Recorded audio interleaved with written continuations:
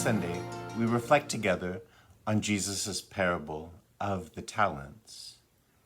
And from the outset, I think it would be appropriate to say that this is absolutely not Jesus' teaching about time, talent, and treasure to be conveniently ripped out of context by pastors down the centuries as they look to increase the collection to cover the costs of electricity and payroll.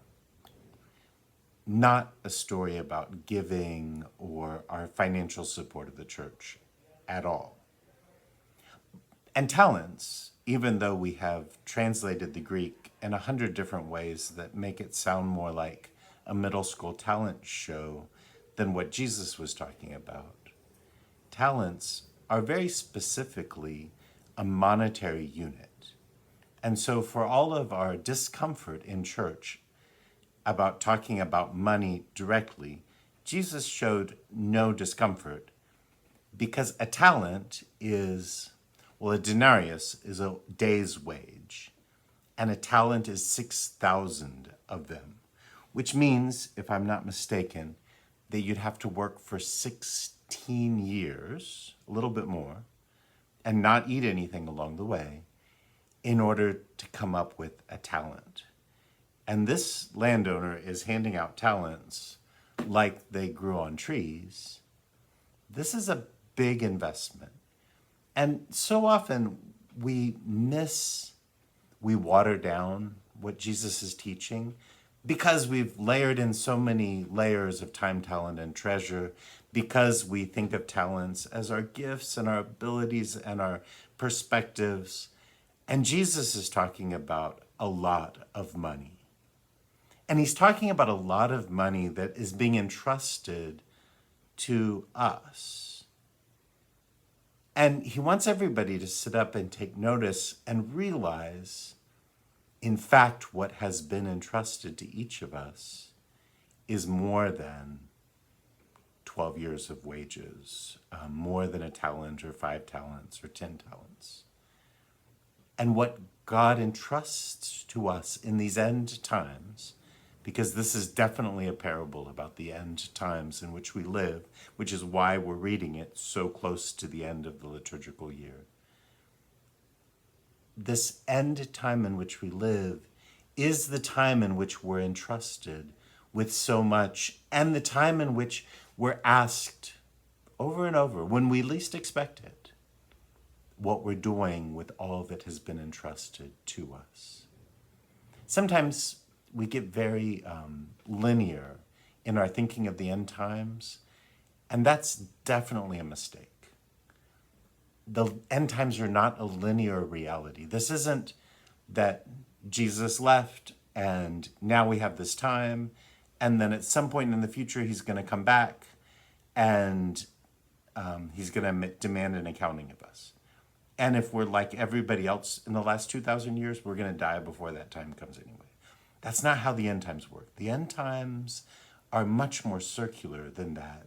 And the Lord comes back into our lives in these end times and demands of us accounting for all that he's entrusted to us regularly.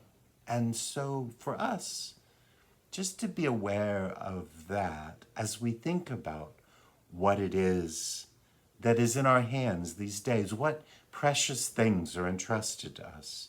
Maybe a mother and father that realize how precious their child, their children are, and what responsibility that is. And they recognize the ways over the years that that accounting is taken. Like that there's so many things, and not least among them are money. A lot of times in church, they're topics that we think maybe are too secular, too foreign for us to talk about comfortably here. I can think of a few. Money's definitely one of them, right? And yet, Jesus talks about no small sum of money in telling this story. And there's something about the end times that calls for an integration of our lives. So often we think of religion as the spiritual thing, so we'll talk about prayer, we'll talk about charity, we'll talk about giving, and we'll put all of those things in the bucket of church and religion.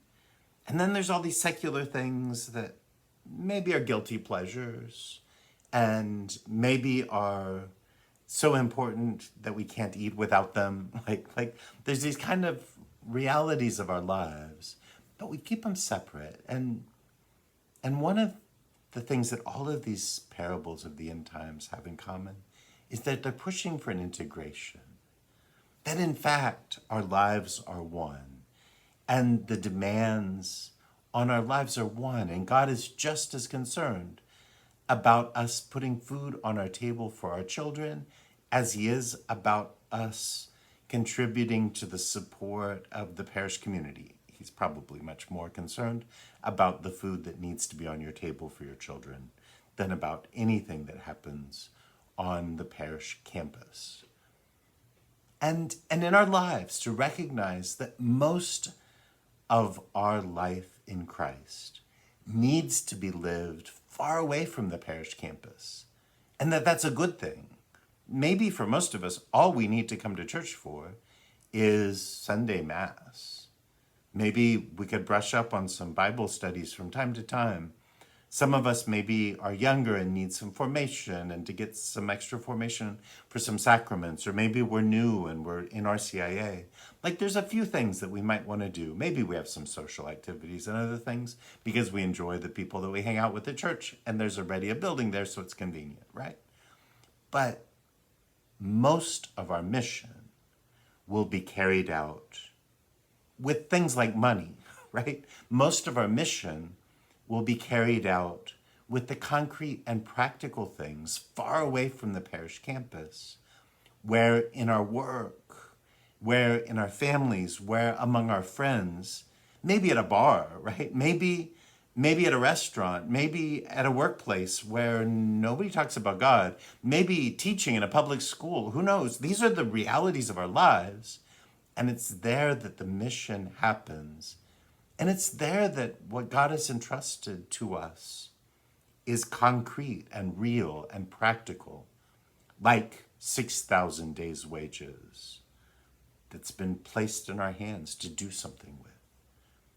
And for us to walk away from this Sunday's gospel, not willing to just spiritualize it, not allowing ourselves to think about what percentage we're giving to the church. I mean, feel free to give as much of a percentage to the church as you want, but that's not the point, because God is talking about everything that he's entrusted to us, which is so much more than a few thousand days' wages, and how we take responsibility for that.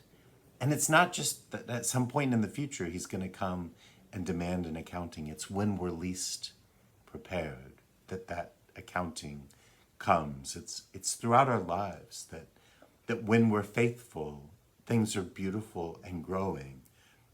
And when we lose sight of these right relationships of justice, when we lose sight of who entrusted us with what, that the accounting comes in ways that is unsettling and uncomfortable. So every year the church invites us to wake up, right? Every year the church reminds us of the end times in which we live. Every year the church asks us to reconsider what is entrusted to us, asks us to live faithfully, vigilant through these end times.